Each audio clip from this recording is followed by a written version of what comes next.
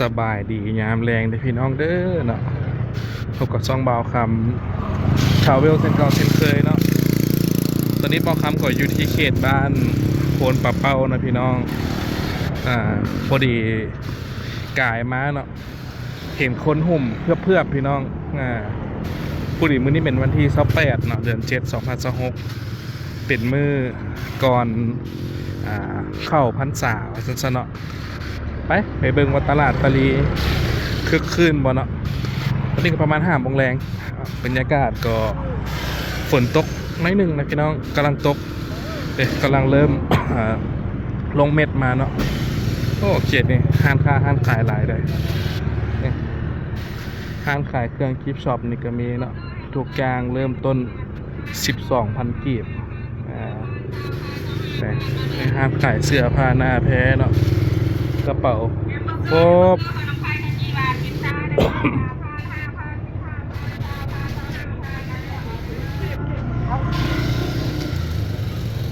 ยามนี้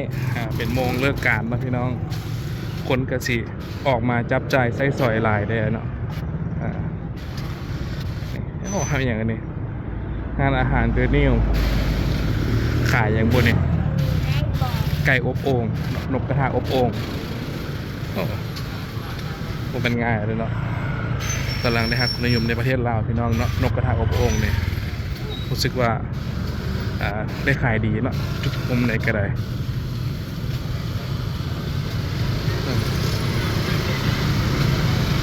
ผู้สาวเอาหลายได้พี่น้องเลยอยู่ตลาดนี่นะเนาะยาม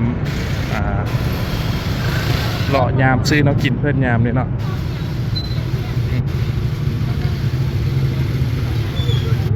ปะเป้าบ้านเก่าบ้านดังบ้านในตำนานเพื่อนวะ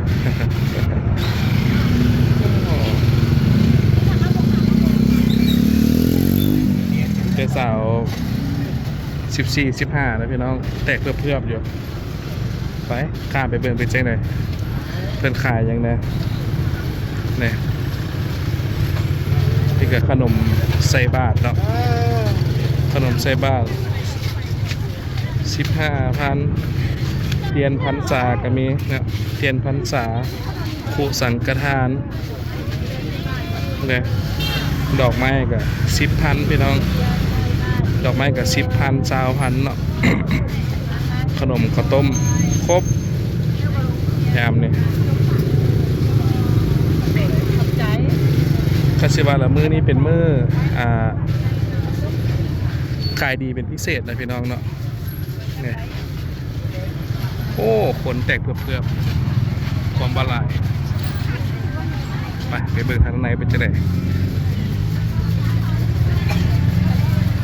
เหลือผักพัดลมก่อนเนาะขายของกินสุกนะพี่น้องปิ้งซีนปิ้งไข่ที่เขานกแอนตัวนี้นะนกแอนข้าวเหนียวปลาดุกปลานิลเนาะครบเดี๋ยวนี้นะแนวปิ้งแนวจีมีปลาหมึกไข่8,000ข้าวโคบเนาะข้าวโคบข้าวแตนจืดลูกซีน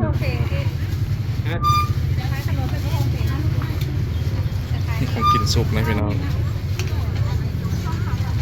จักเงียงพวกนี้ลายยังไงลายเงียงเติบเนาะสาว30เงียงพวกนี้บอก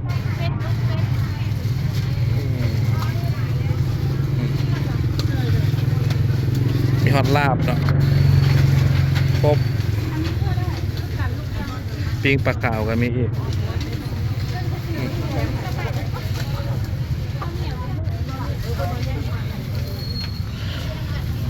ปิ้งปลาขาวของกินซุปเนาะ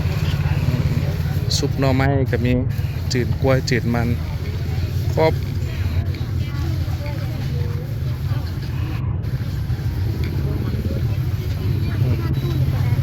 ขนมข้าวต้มเนาะน้ำหวานก็มีน้ำหวานข้าวรสซอง เปลี่ยนเงินใหม่พร้อมเลยบักโมก็มีผักขะก็มีเนาะแกงเชนอไม้ได้เรื่อง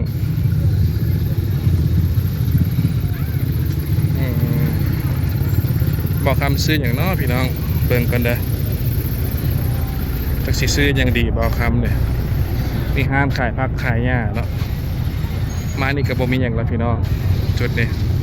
เป็นบ่อนจอดรถเนาะไปกระเทือนได้เลาะแล้วพี่น้องเลยยางเติมเนาะนี่ก็ห้านขายเสื้อผ้าขนมนมเนยก็เต็มคือเก่าเนาะเนี้ยเวลาเพิ่นมีงานมีอย่างก็ขายตื้มนะพี่น้องตะกี้ก็จะเป็นขายเสื้อผ้าอย่างธรรมดาเนาะแต่ยามตักบาตรก็ได้สั่งเครื่องมาตื้มนะเนาะตักบาตรใส่บาตรนะ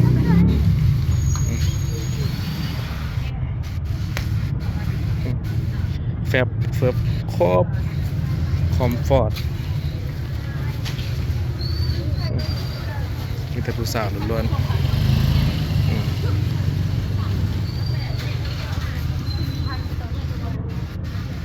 มีแต่ผู้งามๆเนาะ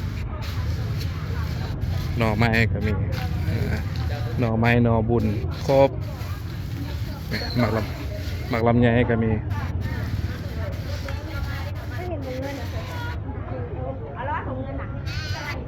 ยามฝนตกแห้งนี่น้ำก็สิไหลลงคักนะพี่น้องเนาะน้ำคือจีนโหเต็มอยู่ใน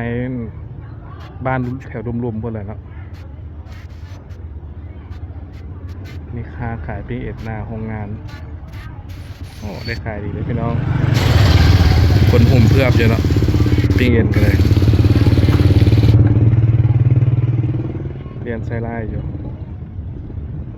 จะเป็นห้านดังเติมเนาะ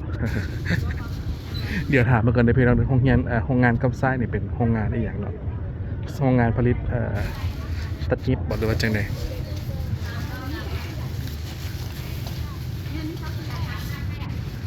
เอาไปพัดเนี่ย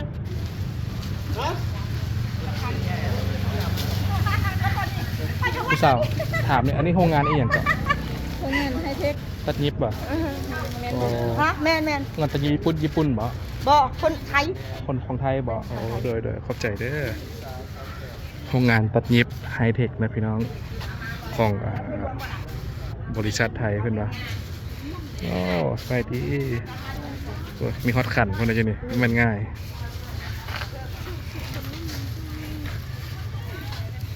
95 45หลายราคาเนาะตามสบายเด้อติปเข้ากับ25พี่น้องในเรื่องมันจ่ายเงินจะมันมันจ่ายเงินนะแม่ค่าคนหลายมันนะจ่ายเงินกับคนอื่นก็ขายกันนะผู้ขายด้วยนะดูว่านั่งต่อห้างนั่ง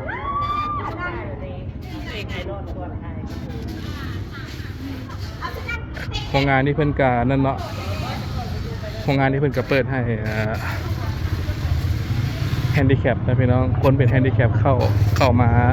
เฮ็ดเวียกนำเนาะเป็นการส่งเสริมแรงงานเนาะบ่ได้ด้อยค่าคนพิการมาซะเนาะสำหรับเป็นผู้ใดเป็นเวียกเลยฮับเบิดมาซั่นซะเนาะทักษะอาชีพของแต่ละคนมาซั่นซะเนาะ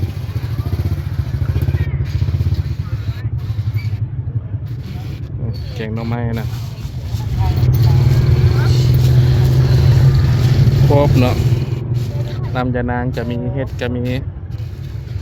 หมักน้ำหมักครบอยู่นี่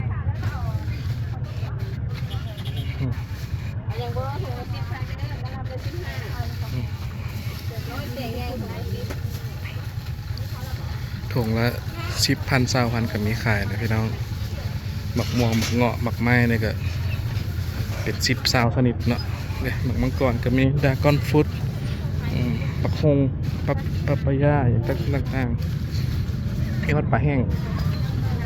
โอ้มีฮอตจิงหรีดตักกะแตนโซลดาก็อยู่นี่ หน่อไม้จำแจวกะปิเนาะบักเงาะโลนึง30,000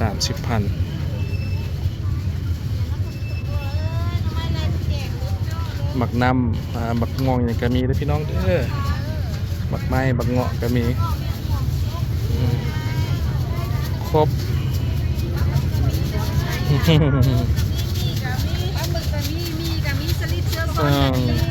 ครบอันนี้ก็ได้ครบทุกอย่างของแท้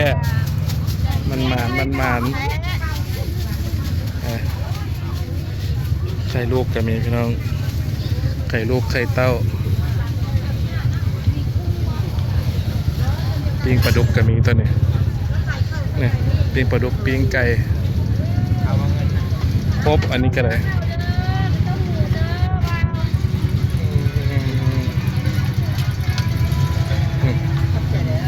ขนมข้าวต้มเลี้ยงไส้ลายพี่น้องนี่บักส้มบักเซี่ยวกับ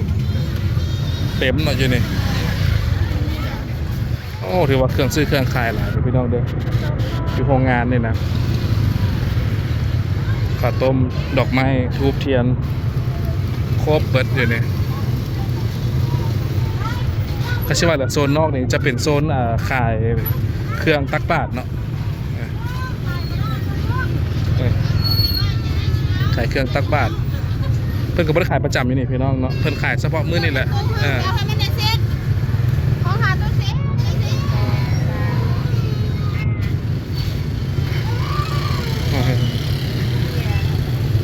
คือบักกล้วยเนาะเทียนพรรษาคุสังฆทานส้มปลาน้อยก็มี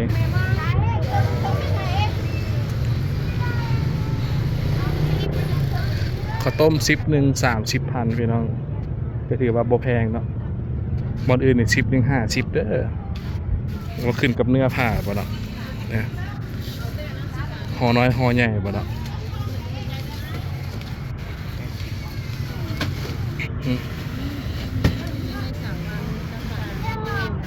เบิ่งก่อนเป็นเขียนเป็นโรงงานอย่างพี่น้องบริษัทไฮเทคลาวแอปพาเรลจำกัดบ้านพลป่าเป้าเมืองศรีสัตนาคแล้วเขาเลยไปกันเนาะโรงงานใหญ่เลยพี่น้องเด้อพอมันง่ายถือว่าเป็นโรงงานเก่าในเวียงจันทร์กับว่าได้เนาะตัดยิบพลป่าเป้าเนี่ยนะมีฮอตตู้ ATM LDB เนาะ LDB Bank Lao Development Bank ว่าซั่น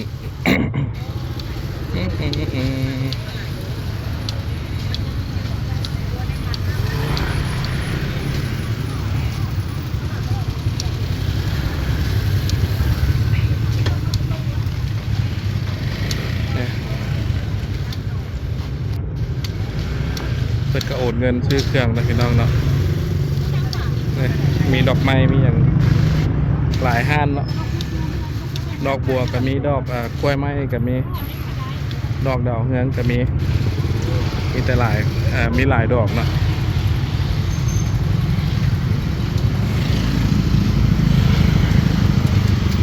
เรียนไซไลอยู่เนาะคนก็ได้ก็มีมินิบิ๊กซีพร้อมอยู่นี่ห้าน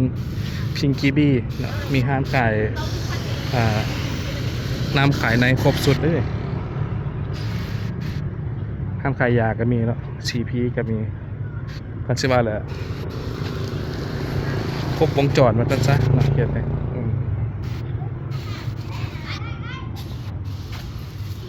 ครบวงจรทุกอย่างเป็นเลือกเรียกตอน5 โมงแรงนะพี่น้องเนาะเปิดประตูตอน5 โมงแรงเมื่อกี้นี่คนยังเต็มเพื่อบๆอยู่เลยอันนี้5 โมงครึ่งเกือบ6 โมงแล้วเนาะคนเลยห้วยลงมาตั้งซะ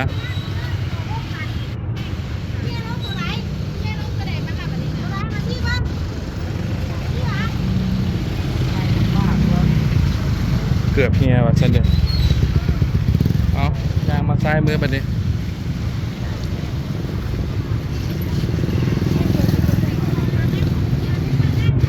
ตัวนี้เป็นทางมาโรงเรียนศิลปะดนตรีเลยพี่น้องเด้อเนาะ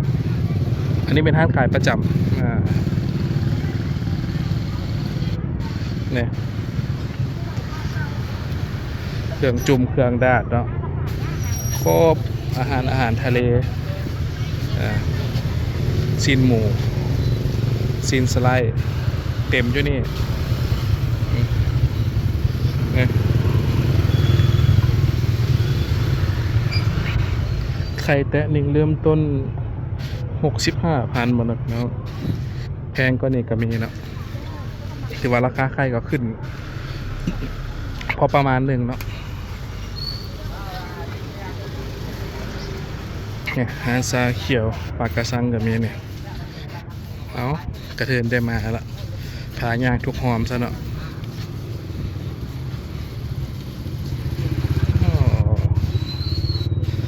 ข้าวสาร11,800,000เนาะ300,000ปลายก็มีข้าวสารก็ได้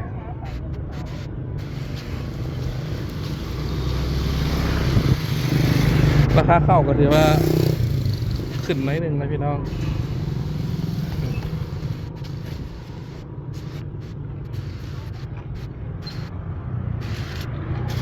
ตัวหนูตัวกระหอกแบบนี้ข้าเชื่อว่าตลาดนี่ถ้าโฮมกันนี่มันกระสิบไงเติบไปพี่น้องเลยเนาะอันนี้เพิ่นแบ่งเป็นงาแต่กันยังย่างเมื่อยเติบแล้วเนาะถ้าว่าโฮมกันนี่แห้งกระชิใหญ่เติบว่าท่านซะเนี่ยมีไก่มีอย่างพร้อมมีไก่มีปลาทูพร้อมเนาะไก่ปลาทูเอียนโอ้เอียนโตบักใหญ่บักนาวก็ถุงละ5,000กินจนไส้ขาดพวกเนาะกินจน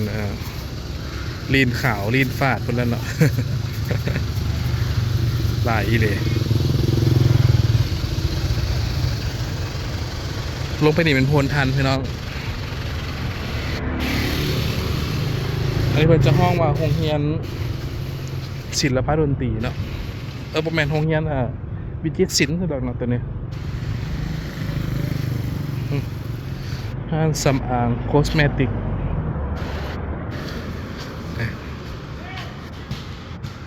อันนี้บอลเพื่อนห้องมาอย่างสอนแต้มรูปแต้มอย่างไรพี่น้อง National Institute สถาบันวิจิตรศิลป์แห่งชาติ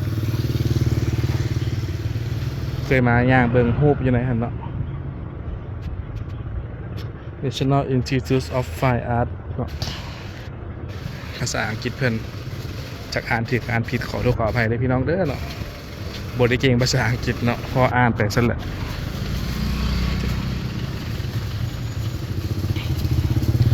กระเทียมหมักเพชรหอยก็มีเนาะปลาสลิดก็มีปลาสลิดนะผู้ใดบ่เคยเห็นนะปลาสลิดนะปลาสลิดปลาคอหอย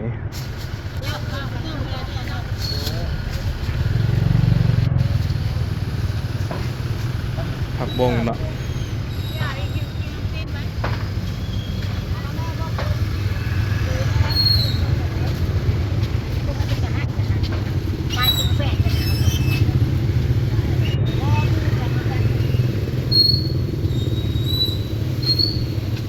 เป็นอย่างนั้นรถพอสพูดเลยวันนั้นมาจอดซื้อเครื่องเนี่ยลักซูรี่แท้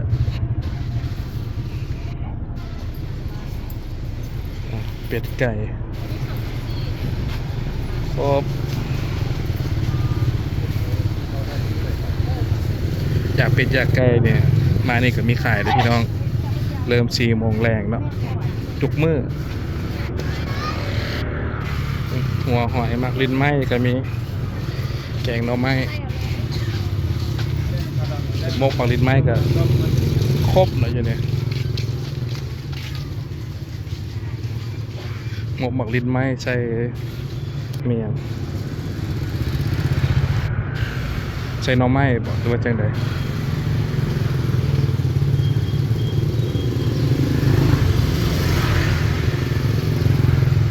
ฝนจะ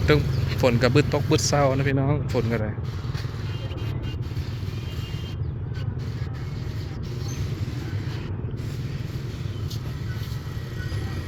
แต่กันตกแห้งนี่เศร้าค่าขายแต่ก็อยากยอมแล้วเนาะ มักไม้นะโอ้เต็มพี่น้องอยู่นี่หลายชนิดเนาะบักกล้วยอย่างก็มีประกันบักกล้วยก็เป็นสินค้าพื้นฐานบักกล้วยเลยเนาะมีทุกอย่างมาทั้งนั้นเนาะ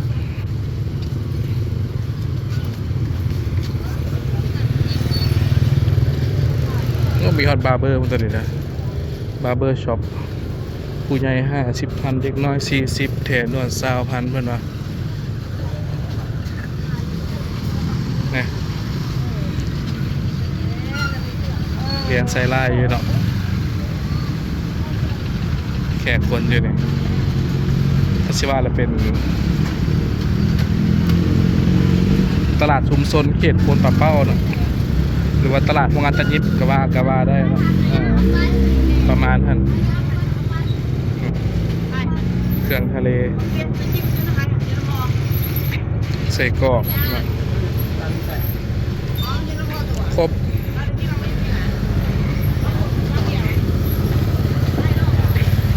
ก็บอกคำคืดบอกชื่ออย่างนี้พี่น้องเด้อยังคืดบอกเถอะเนาะย่างอ้อมทวีปแล้วเนี่ย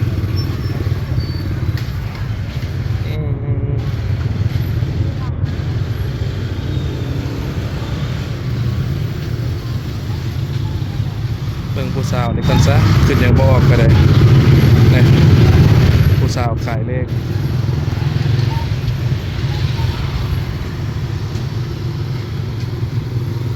เอาประมาณเลยพี่น้องเนาะพอดีได้กายมาถือโอกาสมาถ่ายคลิปให้ได้รับชมเนาะถือว่าอัปเดตบ้านพนป่าเป้าเลยซะเนาะผู้ใดมีพี่น้องอยู่นี่ก็พอได้ฮู้นะว่ามีหยังขายแน่เนาะ